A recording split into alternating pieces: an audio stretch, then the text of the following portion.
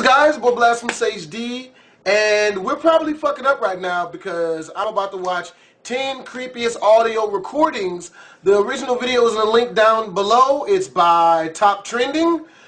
Lego, even though I'm probably either gonna scare or depress the shit out of myself. My body is ready. It's probably not what I'm supposed to say when I'm about to watch this. I'm gonna edit that out. Nasty. 89.9 WKCR is an FM radio station based in New York. One odd night in the year of 1995, the radio station went offline for approximately 3 minutes. During this time, it was said to have been hijacked by a bone-chilling female voice. Brace yourself. After the first 2 bars of music end, it's guaranteed to bring shivers down your spine.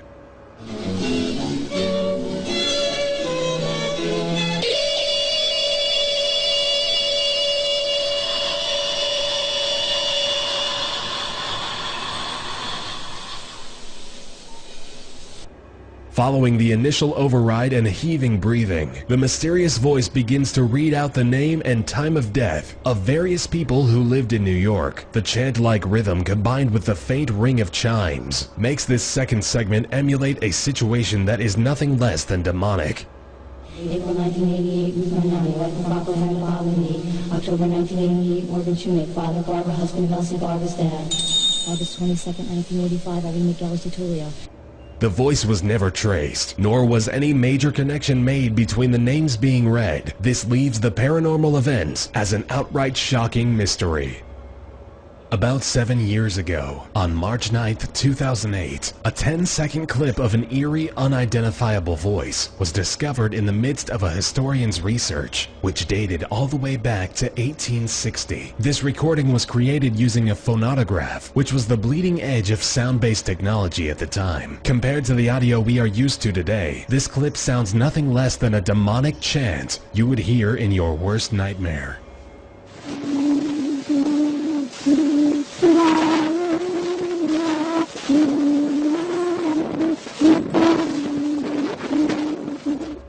In the midst of the faint and fuzzy audio, the unknown voice is barely singing the lyrics of a famous folk song, Au clair de la lune. The mystery and the historical age of this clip make it downright frightening. The original Night Stalker is a name that was given to a brutally evil man who ferociously raped 50 women and killed 10 victims over a 10-year time span. Before each of these gruesome acts, the Night Stalker would often leave muffled, horrifying messages on a victim's answering machine. Here is one of the recordings that police believe to have linked to the original Night Stalker.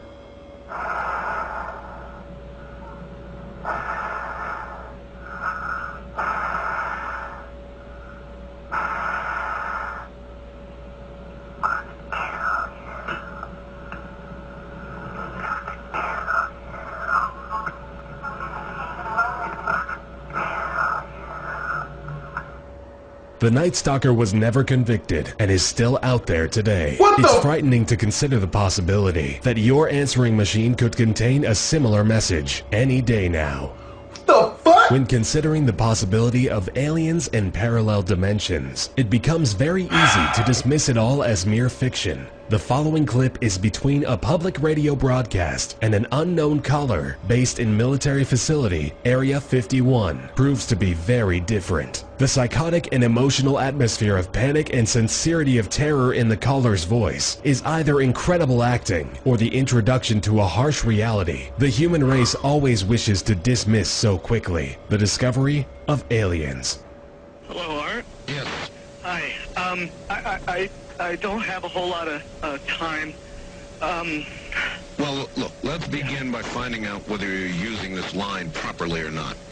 Area 51. Yeah, that's right. Were you an employee or are you now? A former employee. Former employee.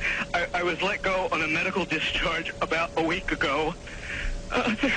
They're gonna, they'll triangulate on this position really soon. So you can't spend a lot of time on the phone, so give us something quick. Okay, okay, what we're thinking of as aliens are, they're extra-dimensional beings that an earlier precursor of the space program made contact with.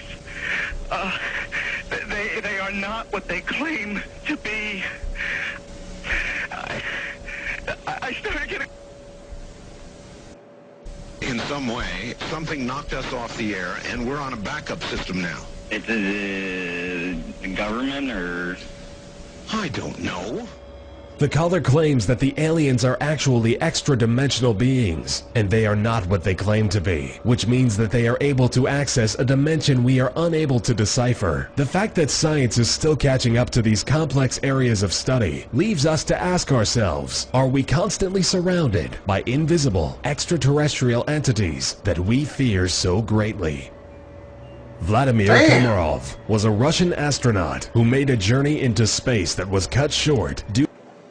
Give me a second, man. I keep hearing fucking sounds behind me. Shit the fuck off.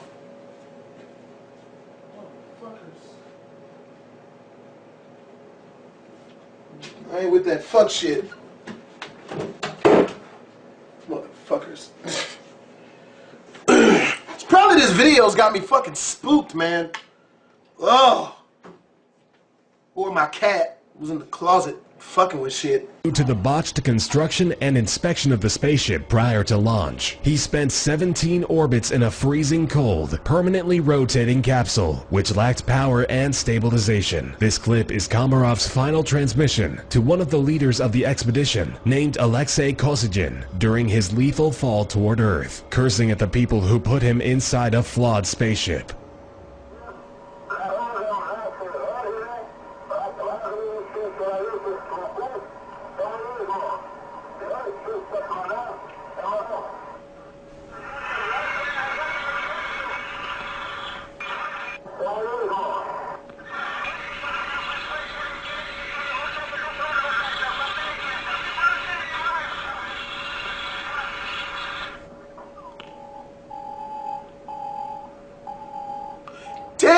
Listening to the final words of Komarov, combined with the beeps of nothingness, is horrifying in its own way by observing such a tragic death. The National Oceanic and Atmospheric Administration teams have various posts stationed in the deep sea to assist with research and anticipate natural disasters such as tsunamis. On rare occasions, the recordings found by these posts will pick up mysterious sounds that are archived and labeled unidentified. One of the strangest unidentified sounds contained in these archives has been given the name Julia. Julia?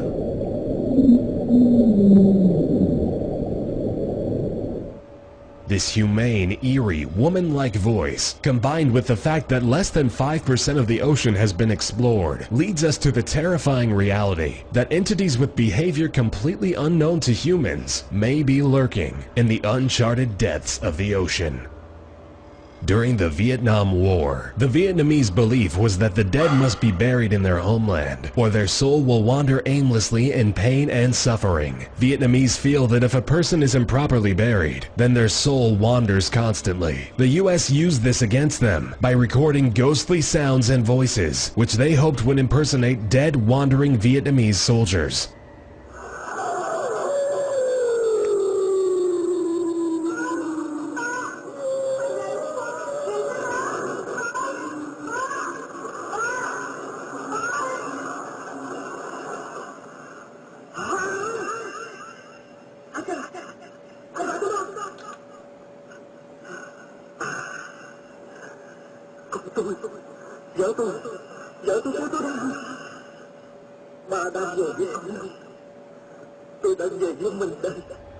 The sense of torture and emotion instilled in the ghost's voice, combined with the story, makes this recording genuinely sinister. We must think about the torture and torment the Vietnamese must have been going through by having this ghostly, religiously offensive clip constantly play through the cold, dark tunnels throughout the war. Very creepy indeed.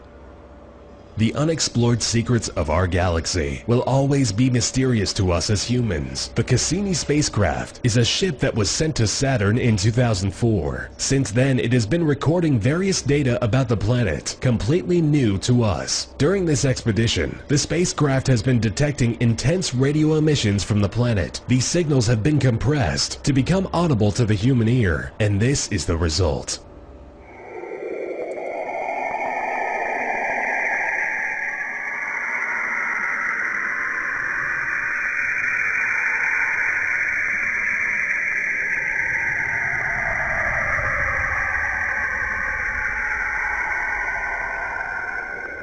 Fuck Now, that! that sounds much like an audio track from a sci-fi horror movie prior to a murder. It's shocking to think about how little we know about space and what's actually going on out there.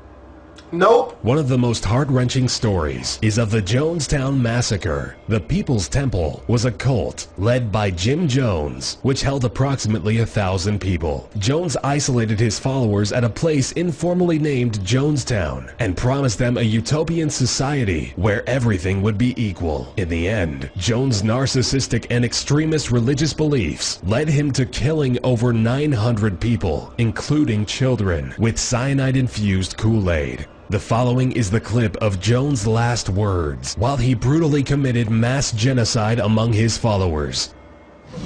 Death is, I tell you, I don't care how many screams you hear, I don't care how many anguished cries, death is 1,000,000 times preferable to 10 more days of this life. If you knew what was ahead of you, you'd be glad to be stepping over tonight. Jim chose to kill all the children first. The cries from the children slowly dying from the inside out is frightening and sickening enough, but it gets worse following Jim's last words. In commit suicide, we commit an act of revolutionary suicide protesting the conditions of an inhumane world.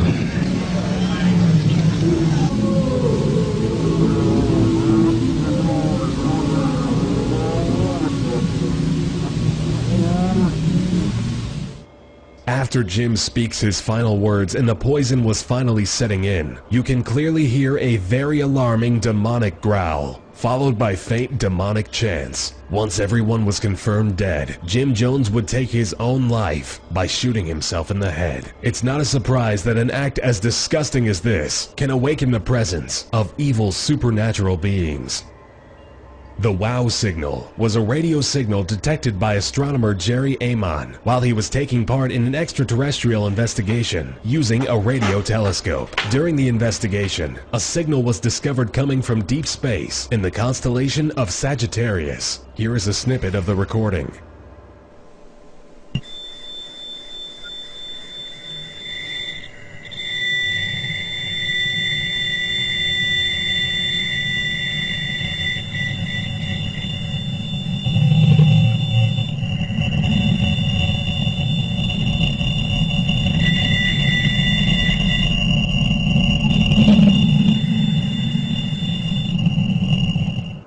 So far, no astronomer has ever been able to pick up a signal remotely close to this one. The scariest part is the fact that the signal was transmitted from one of the emptiest places imaginable in space. So if a signal is emitted from a location that contains no actual structures, it would be from some floating object, leading people to believe it could have been some sort of spaceship. This recording proves to be the best evidence yet for extraterrestrial existence.